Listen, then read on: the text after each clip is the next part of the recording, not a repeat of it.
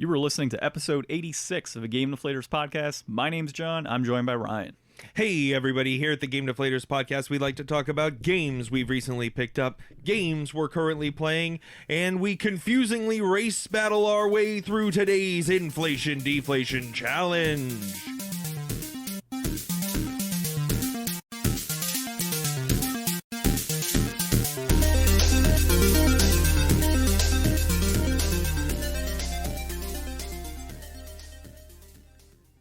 Yeah, so dude, I was not a huge fan of today's Inflation Deflation Challenge, IGPX Immortal Grand Prix on the PS2. It's based off of an anime series that was on Toonami. Ryan totally had to go and show me all these Toonami trailers earlier. Oh yeah. Oh dude, it was so many amazing memories from Toonami and DBZ and everything else that came up on there. It's one of those things where I'm not even super nostalgic about this franchise, but just that whole time and setting is such a big deal in my life that we'll get to it later. Yeah, we'll get to it later. So this week we're going to be talking about a few different things. We've got an article on E3 facing an uncertain future as publishers pull out. Square Enix is supposed to be announcing some more titles this coming month, or really July and August. And then the PS5 is massive. So we have seen a photo, allegedly, of a PS5 in manufacturing, and it looks pretty huge. So we'll go into that in a little bit too. But first, pickups. Did you pick up anything? So I did not pick up anything. Surprise, surprise. No, well, actually, technically, sort of. What I did was I went on my Vita and I downloaded some games that I had added to my library previously, but hadn't actually installed. So I installed SteamWorld Dig and didn't play it. But I did re-download The Swindle, and I played some of that. And that's a fun game. I don't know if I talked about it on the podcast before. Swindle? Yeah, The Swindle. So it's a roguelite game where you have basically 100 days to try to get out of town, and you're a burglar. There's going to be some new system that's going to stop all burglary from being possible. So you've got 100 days to try to stop it or get all your money and get out of town or something like that. But basically each mission is a day, and all you're doing is it's a sort of a randomized Metroidvania, not a big connected world, but that same kind of scrolling labyrinth, but it's like a house.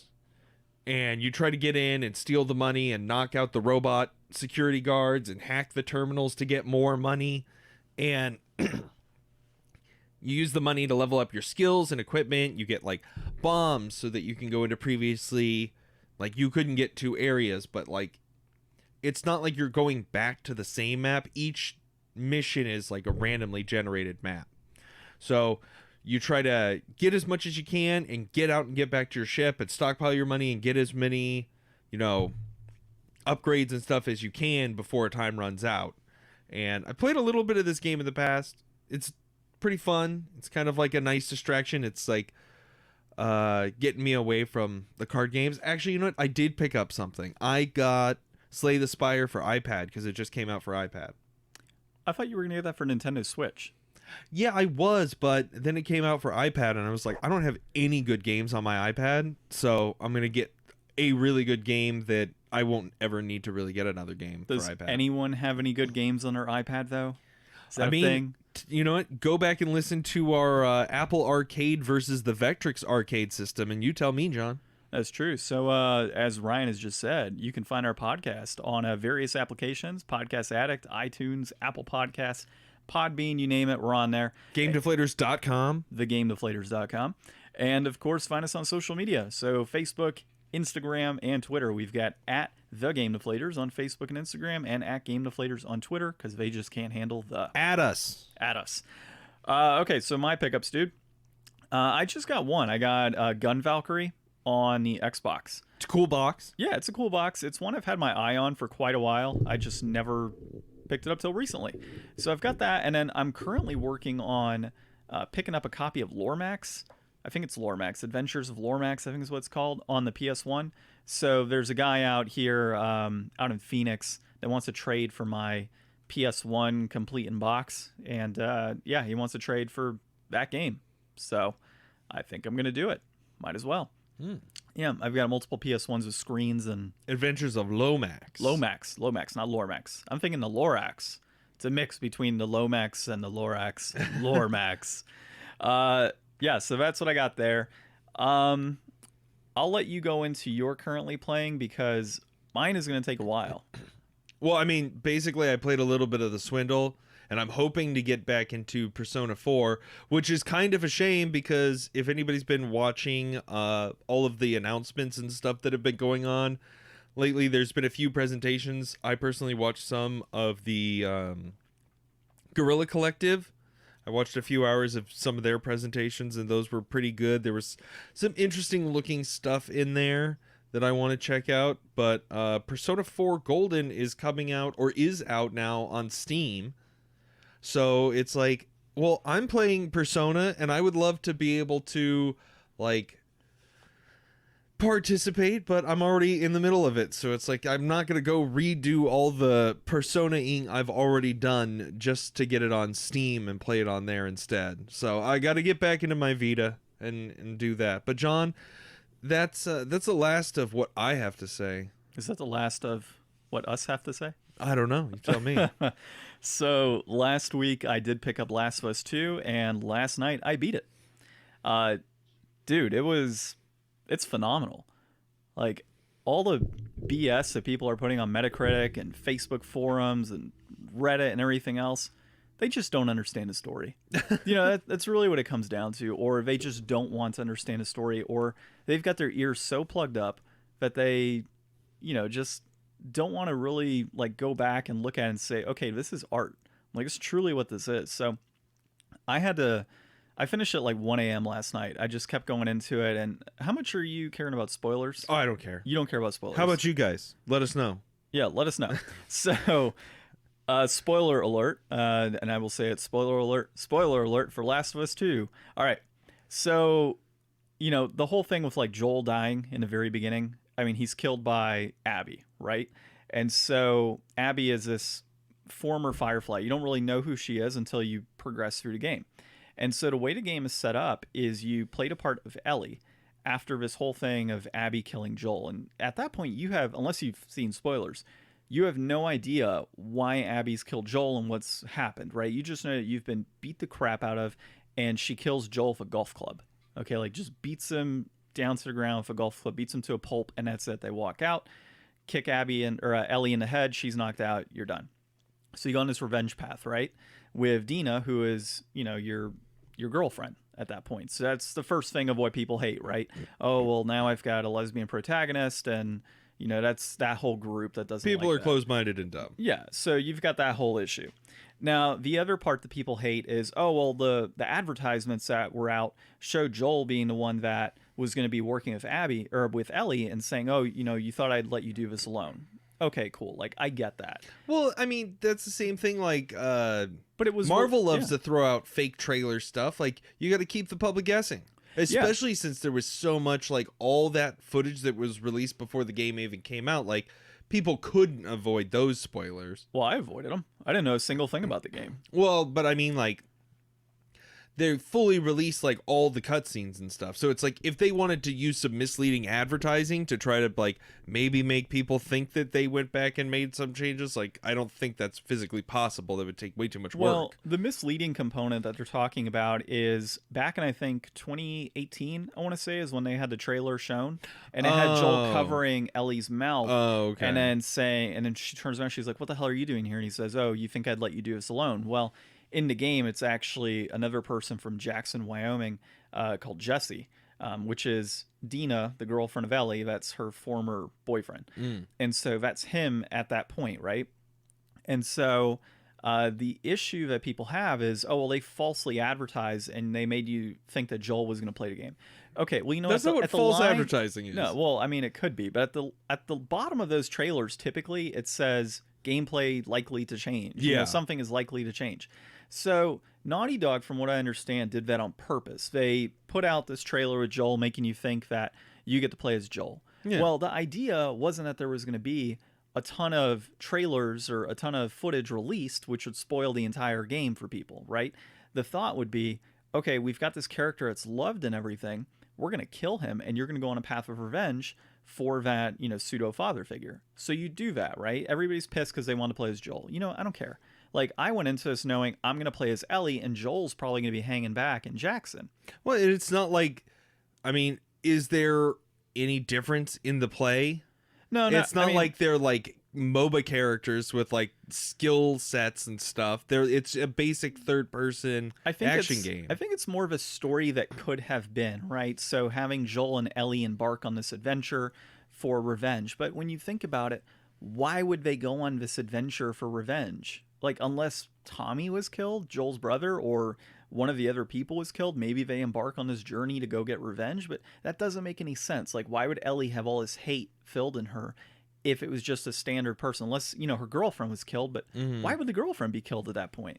So it had to be somebody. It had to be somebody, right? So who else would have given that type of hatred and disdain for somebody than Joel dying, which makes sense. Yeah. So, obviously Joel's dead. You go on this adventure and you go through the whole process killing off who are called the WLF, so the Washington Liberation Front, I believe is what they were called. And you pretty much go after them, killing all their people, trying to get, Abby, trying to find her. So you end up going through the entire story, progressing as Ellie. You get to this aquarium where Abby is supposed to be. Meanwhile, you've killed numerous friends of hers, her friend Nora, her friend Leah, and you get to the aquarium, and then you kill her friend Owen and Mel. And Owen is pretty much like an ex-boyfriend / they just banged like the night before type of thing. And you end up killing them. You go back to where you're staying in this movie theater. All the meanwhile, Dina's pregnant, by the way, from Jesse, so they didn't know that. And you get back to this theater, and you're hanging out, you're talking, and then you hear like movement and gunshots and all this other stuff go down and people yelling. You hang out, Jesse gets shot in the face, and Abby's sitting there with Tommy saying, "Don't fucking move," and drop the weapon, and then it cuts and you go to play as Abby. Yeah. Okay, so, and here's the thing. People said, "Oh, well, I don't want to play as the person that killed Joel." All right, so after I played as Abby, I completely understood what was happening and why she killed Joel. So the reason she killed Joel is because Joel killed her dad in the first game.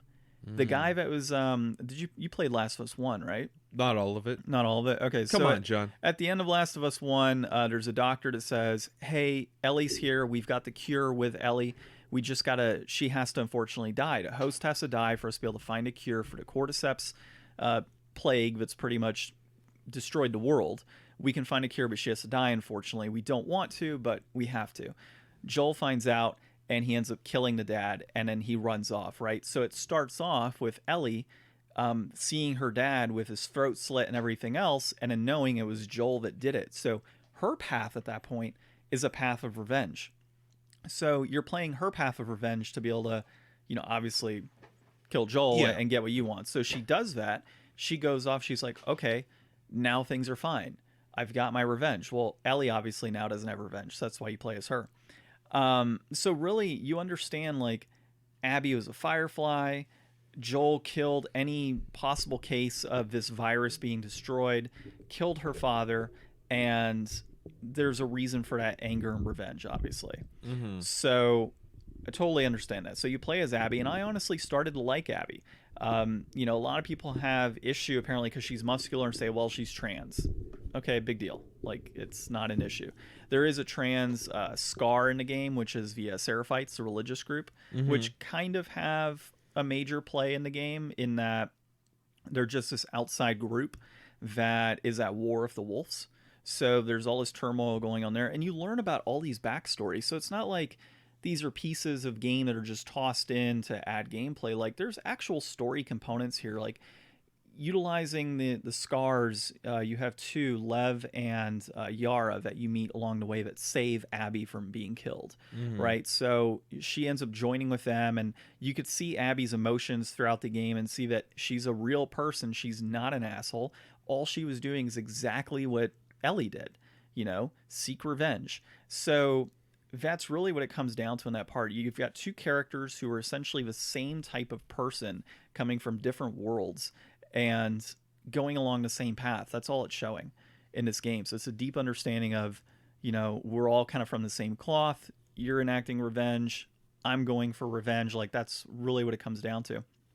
And so I enjoyed it. It was a super deep story. You get to see both sides of it, right? Abby's side and Ellie's side, how they both, like, their destinies intertwined, essentially.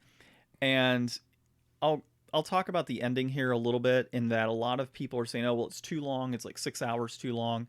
Well, the way it really ends after, like, the scene with Jesse dying is you pretty much go your separate ways, essentially. They're just like, Abby kills off pretty much everybody but Dina and her and says, all right, I never want to see you again. And she leaves. Like, she beats the crap out of Ellie.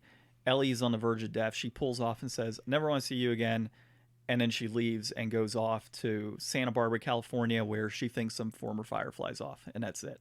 Ellie goes back to Wyoming. She has a farm with Dina. Everything's fine. Ellie still wants revenge, goes off, and this is the point where people are saying, oh, well, it could have ended right there, right? No, because there's PTSD. There's a whole bunch of stuff going on. Ellie still feels there's unfinished business. She goes off to try and kill Abby.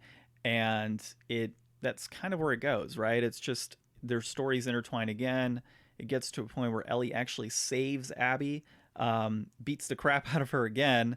But it's just this crazy, like, and during all of that, by the way, you're seeing flashbacks to Joel, and you're seeing, like, an argument that occurred. So there's, like, frustration, anger. So Ellie's pretty much saying within those flashbacks, I hate you, and, I don't need your help. I don't want to see you again, like, all these different things. And so you're frustrated because you're thinking, wow, those are the last words she said to this guy before he got murdered in front of her, and she never got to say another word to him during that time. And they have all these crazy flashbacks. So you've got, like, this depression of, like, those are last words I said to my pseudo-father. There's so much more I could have done. If I would have gone on a different path, what could have happened? So you have all these questions being raised in your head about this. And I've never had a game that it was just frustration, anger, depression, like, everything all at one time, all these emotions coming out at one point in time for a game. And that was in this game. So I'll kind of end it there. Hopefully nobody jumped in the middle of spoilers on that, but overall, and we should probably mark it down. What does that say? 1740. So I'll put on there if you want to skip Last of Us spoilers. 17 or 18 minutes go into it. But I would say overall, my score would be like a 9 out of 10 on this game. So there was a little jankiness sometimes on controls. There's situations where you can't go back once you've passed something. Versus other games where it's like maybe you can go back and you have an opportunity. Sometimes you'll slip down a slope and you can't get back up, and you're like, well, crap, I wanted to explore that building. I didn't realize that this was going to progress. There's just a one way. Yeah, so there were situations like that. And then, the more I thought about the story, and what occurred, the more I realized, like, would I have liked to have seen the other scenario, right? And not played as that secondary character? Maybe, but I think overall, like, the overall experience that I had was totally worth it, and I think it's a 9 out of 10. So it lives up to all the praise. You don't think that it's some kind of conspiracy or anything? Well, I mean, there's a conspiracy against it, people downvoting it and for sure. review bombing, but yeah, overall, I think it's a great game. Like, it's game of the year? No, God, no. I don't think it's game of the year. I mean, it's fantastic, but I'm gonna wait for Ghost of Tsushima to come out, or Tsushima, and we'll see how that goes. I can say from a narrative aspect, it's definitely fantastic, but it's Last of Us. It's basically the same concept of the first game. It's not like it's anything game breaking. It's the continuation of a story that we liked or loved, really. And I don't see it being game of the year. Could it win it? Yeah, but it wouldn't be my game of the year. Okay. Yeah. Well, good. All right. That was a long time. Yeah. Well, moving on, we've got no E3 this year, as we're all knowingly disappointed with. I always love every year being able to sit down, watch all the conferences, take notes on all the games that look really good this year and what's coming out, and get all excited with everybody, see people walking around the floor and cosplay and showing off, all the cool booths and stuff that they set up. It's a great time. Brings people together. We're not allowed to be together right now. Well, for now we are, but still be careful while you're out there. There's even you and I are 6 feet apart right now. Yeah, exactly. Yeah. Well, this year E3 faces an uncertain future as publishers pull away from gaming event. This is by Tyler Hersko at IndieWire, and I would say that E3 is. He says it really good later on in the article here that the companies don't need E3, the industry does. E3 puts the industry in the spotlight for a week every year. And that's kind of the highlight, I think. People that don't even game regularly have heard of E3. And even though it's not the same type of conference like they go into, the article talking about, E3 started as a way for, distributors and stores to get together and be like, hey, here's all the stuff that's going to be coming out this year. These are all the new titles, and stores would be able to hook up with people so that they could place orders and do all that stuff. Well, everything's changed. Like, games come out year round. Big titles come out year round.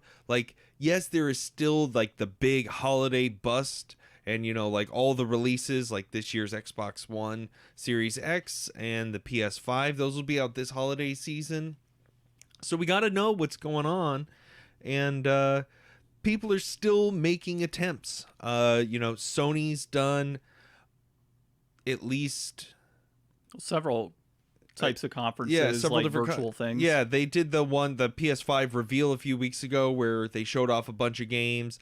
Xbox has done, a few presentation things here and there. Nintendo does their usual monthly or quarterly Nintendo thing. Mm-hmm. So there was some cool announcements in that. The Guerrilla Collective had a whole bunch of stuff that they showed off. So companies don't really need E3. They can show all this stuff off all on their own, and really, you could take it to another level. Even though they have the demo booths and stuff at E3 showing off future games and stuff, that would have been so great for this year if they had if they had E3 going on this year, there would be people either in there or somewhere behind closed doors there playing the new console, playing the new game, getting their idea of what this is actually going to be. So those things can't really happen in a world without E3, but you could totally be oh, new Nintendo conference. Here's a demo that's going to be available to download and everybody can play. Because it's a lot of the times you go to E3 or something and you wait in line for hours and hours, and you're only going to get one game to play that day because the lines are going to be too long, and you're not going to spend much of your time actually being able to play those cool demos, or at least not many of them. So there's a lot of give and take. I personally love the live E3, and I'm going to miss it if it doesn't come back, or if this, the lack of Sony wanting to be there at all. Well, EA hasn't been there since I think 2016, and Sony's obviously backed out. Nintendo seems to be going down that path too, if not. Well, Nintendo hasn't been doing live shows since 2013. Yeah. So it's one of those situations that I think we've all learned that we can do things virtually, and it's not a big issue. Especially something like this, because you and I, as general consumers, when it comes to something like the E3 conference, I've been watching E3 for years. Online. So, online. Yeah. So for me, it doesn't matter.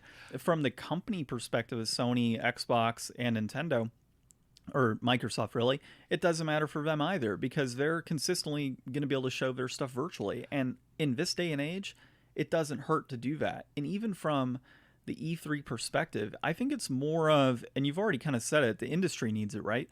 So those small indie developers or up-and-coming developers, or just like Naughty Dog, who doesn't necessarily need to have, they're not going to have a virtual conference. Who's going to tune in for a 30-minute, 40-minute session of, let's just say back then, of Last of Us 2? Like, why would I sit back to watch one game? Like, I want to see a trailer, I want to see a little bit of talk about it, 5-10 minutes, and then move on to the next, like Yeah. what Sony typically does. And so I think that's pretty cool. And I think that the industry as a whole is evolving, and it's moving to a point where we're going to have more virtual events. E3 may not be in person, and if it is, maybe it's a smaller, developers conference. I mean, we already have like a developers conference, but something that's just pure trailers, demos for consumers, and maybe not necessarily press being invited, or not invited, but being a big outlet for press to come see behind the scenes, the new Xbox in person. Yeah, those have changed it a lot. I would assume that like people that are content creators on like YouTube or other podcasters or people who are high enough up there to be able to get those invites to those backroom, shows and stuff, like that's an industry that's like really bloomed in, the wake of kind of the fall of E3. As E3 declined, they were able to open it up to the public and have some of those public faces in there that are really able to broadcast that message out in their own way and get even more hype and people generated because they know that they're going to be, passionate in talking about it and that they already have a built-in audience. Yeah, so and I guess the real question is, can you do that on a virtual scale? Can you have, instead of like the Final Fantasy VII demo, which was online obviously, but, can you just do that, have a virtual E3 and have a slew of games like demos available during the virtual E3 conference where you can watch the live presentations, where you can play the demos, as they've come out, and you don't have to spend the money to go out to California or, get a hotel and deal with all the hustle and bustle and the crowds out there. Could you do all this from the comfort of your home? And I think the honest answer is yes. E3 really isn't needed in person. Well, and it was not a public event for a long time, so I think that it could also potentially evolve back into more of a niche event where potentially you get more, small room conferences, get some of those insiders back in there and make them the main focus instead of all this elaborateness for the public. So who knows where the future will be for E3? Who knows what will be happening for others? It says here Comic-Con is going to be going virtual this year, and I would never go to Comic-Con anyways because that's just way too many people. But it's like, for me, the point of going to like Comic-Con, or I've been to Anime Expo a couple times, like doing that is to get the merch, man. Going for the merch. Yeah, you exactly. can't do that online. No, that's true. That's true. Well, I mean, you could do a virtual store, but then you run into issues of It's not people the same scalping. as like merch. Yeah, no, you're right. You're right. Okay, so the next piece we have is, talking about virtual, is Square Enix is going to be announcing several games within July and August. So we could be pretty quick on this one. I know we're running a little short on time today, but, some of the games we've already seen. Well, we've only seen one, right? So Project Athia, which was supposed to be an exclusive that was announced for PS5. Honestly, I'm not sure what they're going to show outside of maybe a new IP that we've never seen. Final Fantasy 16, I want to say 15 was released in 2016, if I'm correct. Yes. So seeing Final Fantasy 16, any sort of news on that, it would make sense for them to release that. And then any new trailers on the second part of Final Fantasy Remake. Are we going to see it turned into just 3, or are we going to see it split into 5 episodes? And there's been speculation on that over the years. I think 3 would be a good number for them to release that. It'd be solid. That's how many discs they had in the original, exactly. Right? Yeah, exactly. So I think if they stick to that, they'll be fine. They might have to split disc 2 at some point because disc 3 wasn't very large. It was more exploratory. Mm-hmm. That was your golden chocobo and your Knights of the Round and your final battle with Sephiroth. Yeah, getting the all materia, emerald weapons, all that type of stuff. So yeah, I could totally see Final Fantasy VII Remake. Maybe another Final Fantasy remade like 8 or 9. 9 would be interesting if they remade that. 9. Yeah, so I could see them doing something like that. And of course, they have the new rhythmic, Kingdom Hearts game. Kingdom Hearts Melody of Memory. Yeah, so I think it's a rhythm-based game, if I'm correct. So that is another title that they'll probably show a little more of. Of course, fueling the Kingdom Hearts fire. They did show off some Hitman at the Sony event, right? Is that Square Enix still? Square Enix did the last Hitman game. I thought they did the last Tomb Raider game. I don't recall it being Hitman. I'm not entirely sure on that. Well, while Ryan looks it up, you can correct us on Facebook, Instagram, and Twitter. And, of course, catch the episodes and comment on there, too. We have comments on thegamedeflators.com, so you can plug in some info on there, telling us how we're wrong on Hitman. And, of course, on the podcast IOI applications. Interactive. Yeah, I knew it wasn't Square Enix. Yeah, so anything that you would want to see from Square Enix during their virtual thing? I know that I saw something the other day saying that Final Fantasy Crystal Chronicles is going to have like a free mode or something. So I guess I'd like to... I haven't done any research on that, so that might already all be talked about, but I did like that. I don't know. I don't necessarily think that there needs to be like more Final Fantasy remakes. I don't know that would really get me excited. I don't really know what I want from Square. I still haven't finished, Final Fantasy VII Remake, the Part 1. I want a new Star Ocean. I don't know what I want. I think that I just want maybe just something about Final Fantasy 16 maybe being less of like a crazy, future cyber dystopia like they've kind of been. I would love to go back to something more like a Final Fantasy 9 with a little more of put the fantasy back in the Final Fantasy. Like, get me some more like wizard looking dudes. Give me some castles and stuff like that. Yeah, that'd be pretty sweet. That's one of the issues I've also had with the Final Fantasy games as of late. They're a little too realistic. I would love that. Just too futuristic for me. Like, I want to see, like, I would love to see, like, a crazy good Final Fantasy that's, like, back to its roots, collecting the crystals, of the elements, and just, like, let's see what that would look like if it was, like, a real good actual story. True. Another one before we move into our next article here, I would like to see Illusion of Gaia get remade. Have you ever played that one? No, I haven't. So that was an NX game, but obviously Square Enix. It was on the Super Nintendo, so I don't know if it's one of those situations where it would only be able to get released on Marvel's Nintendo. Avengers. We'll probably see some of that, I'm betting. Oh, yeah. I saw a trailer on that recently. It looked pretty good.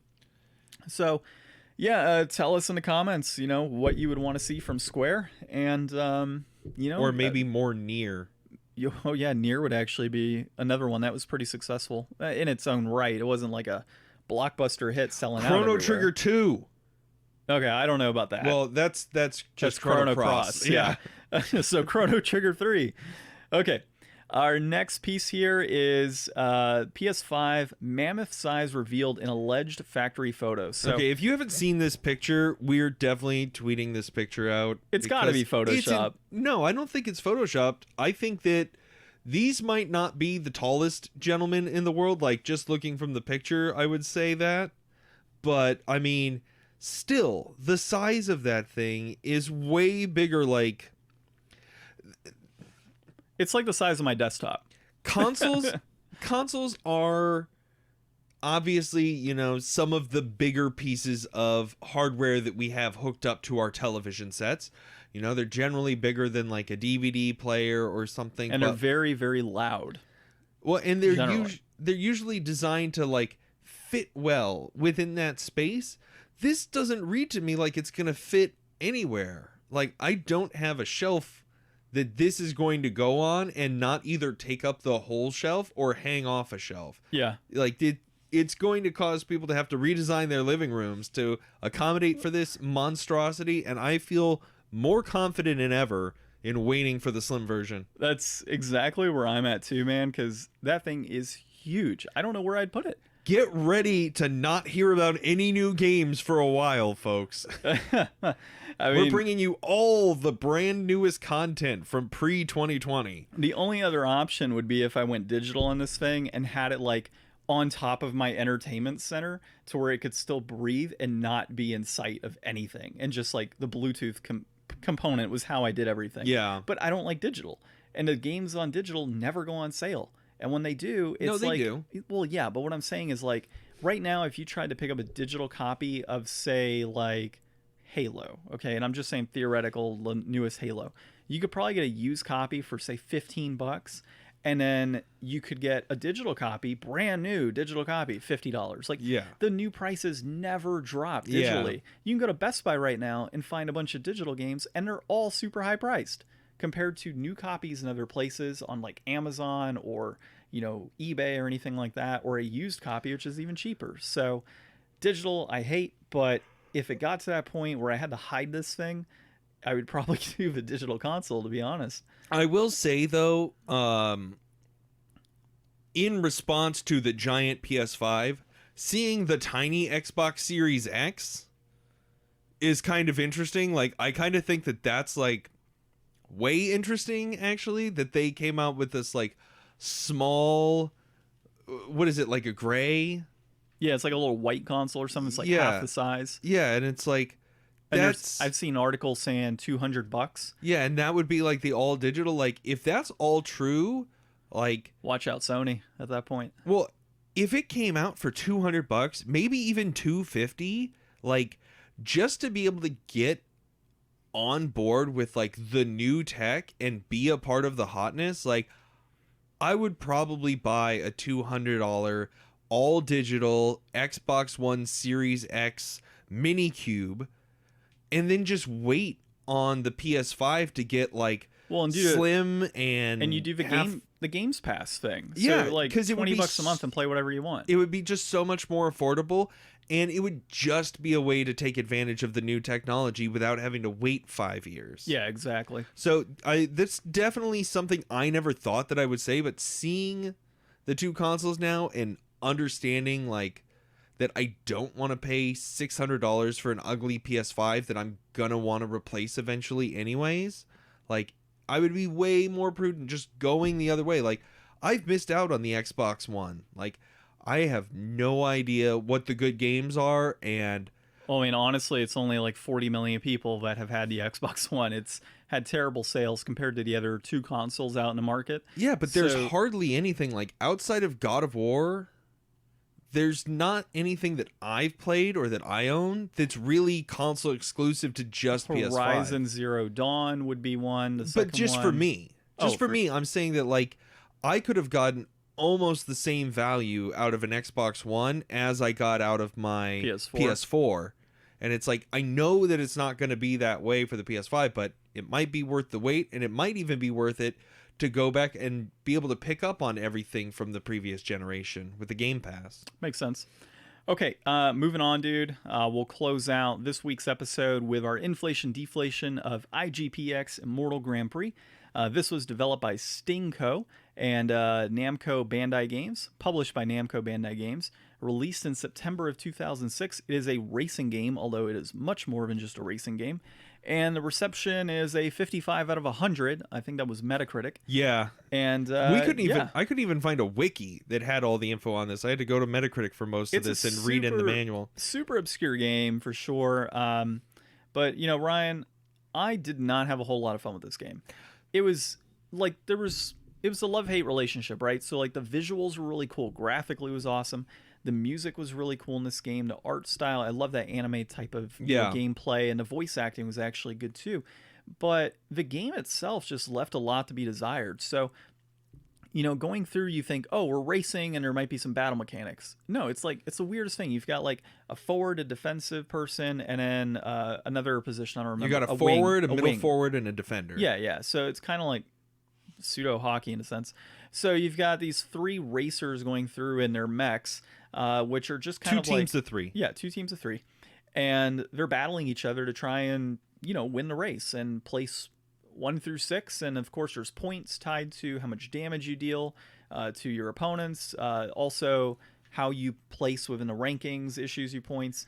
And the game itself, while it's cool visually, it's not that great in my opinion. It's not. It's a very interesting licensed tie-in game to Yeah. an interesting franchise. In a very niche like franchise. Like, how many people do you know that watched this particular anime series. So, I don't know. I was super excited for this. I was a Toonami kid. I watched all the Toonamis that I could get my hands on. And when I heard that they were making their own show, I got super pumped for it. I definitely remember watching this show. I remember being excited for this show. And I remember the show being okay. Yeah, but and the game itself is pretty much okay. I feel like there's some more to this game. I feel like this game would definitely have held my attention at 2006, playing it like alongside with watching the show. Like, I probably would have had a way better time, and I would have had more patience to learn the nuances and stuff. But as it stands, the way the game plays out, you have 3 laps. The first lap, you just kind of decide on how aggressive and how you want your racers to play. So literally, the race starts, you don't even have control of your characters, and you just see them going around the lap, and you're just adjusting some bars with some waves to try to determine like how aggressive your team is going to be versus combat and racing. And then once you select that, then you go into like the actual like racing fighting mode for a lap, and you just kind of, you have no idea where you really are on the track. You have no idea like, well, there's a progress bar on the bottom, but it's not a very good progress bar. It's literally just like the old Mario Kart where it's like, oh look, it's you progressing. Don't feel like you're racing really at any point besides the very, very end. Like, for the most part, you're kind of wailing on each other, and it seems like you can just come and go as you want. Like, there's not really, like, in a racing game, like, you're flooring it. You're trying to keep top speed, and as long as you keep top speed without screwing up, people aren't going to be able to catch up to you unless they're going faster than you are. That's not really the case in this. You're just kind of all moving at the same speed, and even if you get knocked down, you kind of get dragged along with it, and even if you boost up ahead, once your boost meter runs up and the other person boosts up, they're going to catch up to you no matter what. So the racing aspect doesn't really exist here. No, it doesn't, and that's really what's disappointing, because you go in this thinking racing game, like we got to play this, and it's futuristic, it's really cool. It really isn't, and it's an interesting genre match to try to combine combat and racing, but it's just it's too forgiving. Yeah, it doesn't feel like there's any real stakes in, like, you don't really suffer for the combat in terms of where you're going to finish the race. It doesn't seem like, and the scoring system is totally like, if you kill one of the other team's mechs, you'll be able to get a bunch more points, but it's like the first place gets like 15 points and then second got like 7 points. So it's like you could destroy one of the other person's mech, and as long as 2 of them still finish in first, like, you're not going to get enough points to beat them. Yeah, it's a super weird game, and honestly it misses the mark. It really does. It totally misses the mark. But let's get down to it. Yeah, so complete in box, we're looking at $11.74 on this. It peaked back in June 2017 at $24.99. That price is holding. And then loose, $7.49, peaked at $10.79 in September of 2017, and that one's trending down. So, overall, are you inflated, deflated, or just right on the complete in box copy? You know, I'm going to say that I would buy this game just for, like, the nostalgia of what it is, because I'm a huge fan of where this game came from and like what its context is, and I would almost be willing to play like it to try to get a feel for what you can actually do and see if it ever picks up. Like, I think it would be interesting, but I find it hard to think that like would you pay $12 to enjoy this game knowing that you were going to like physically play this game? Would you pay $12? I mean, I would, but I don't think anybody should. I think that you probably shouldn't pay more than $10 for this. So I'm going to go even lower. I'm going to say this is a bargain bin $5 game. Oh, really? I mean, you wouldn't even. No, it's not that good of a game. And I mean, honestly, if we progress further, maybe. But it doesn't. But what about its nicheness? You know, even like, with there the can't nicheness, be a ton of this game. Well, yeah, I mean, from a rarity or uncommon standpoint, maybe. But, you know, at the same point, it has to be kind of good, too, right? Like, Roll of Rose is an expensive game, but it's playable and it has a story. Kuon, it's playable. It has a story. It's rare, right? While this may be uncommon, is it good? Not really. I mean, I've kind of ragged on games like How to Color Dinosaur, or Color Dinosaur, whatever it is on NES. Like, it's not a game that you would actively want to have in your collection for like You're saying it's a $12. sports game. It's basically a sports game. It's a sports It's pretty game. much a sports game. It doesn't deserve any more than whatever, because it's never going to be better than, like, there's not ever going to be any nuances about it that are going to stand out over a better in-class game that's just more modern. Yeah, exactly. So, yeah, and this is not one I would pay anything more than $5 for. If I saw it at a Goodwill right now for $5, yeah, I'd buy it. But if I saw it at a retro store for 12 or 15, no way in hell am I touching that. All right. So super inflated for John. Super inflated for me, inflated for Ryan, so it's inflated. All right, so that really kind of concludes the episode this week. But Ryan, I know we've got some special episodes we want to do in the future here. Didn't have time to take the audio issues initially. But I'm thinking next week, let me check really quick on the shelf. So you tell the people where they can find us. Hey, everybody, you can find us at thegamedeflators.com. You can find us at Facebook and Instagram at The Game Deflators. You can find us on Twitter at Game Deflators. You can find us on all of your favorite podcast applications or streaming services, Apple, iTunes, Google Play, Podbean, Podcast Addict, Spotify, all that good stuff. Listen to us. Give us some 6-star reviews if you can. We know it's hard to do, but if you do it, we'll appreciate it. We'll settle for 5. I was hoping I had Kinetica for next week, but I don't, so I might have to buy that. I gotta check the collection. I think we should play a PS4 game next week. A PS4 game? Yeah, dude, I've got so many PS4 games I picked up recently, so let's play a PS4 game. We'll figure it out next week on the Game Deflators podcast. So, again, this has been episode 86 of our podcast. My name's John. I'm Ryan. And thank you for listening.